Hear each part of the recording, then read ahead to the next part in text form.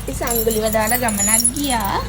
බලමු සංගුලි දැන් තරහ වෙලාද යාළු වෙලාද කියලා. තරහ වෙලා නම් එන එකක් නෑ. යාළු වෙලා නම් දරගාවට එයි. තරහ වෙලා නෑ අපේ සංගුලියා.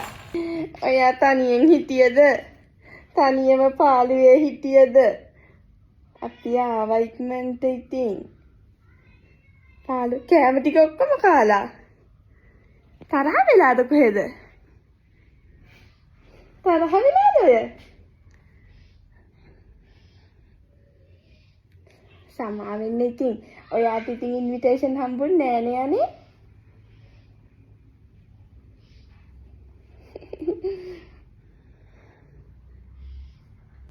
චුට්ටක් එළියේ යන්න ඕනේද? එළියේ යනවද චුට්ටක්? අයියත් එක්ක යන්න එහෙනම්. අයියට කෙනෙක් කියන්න කියලා. ටික යන්න. ටික යන්න. කයි හඳුමුත් මාරුකෝ.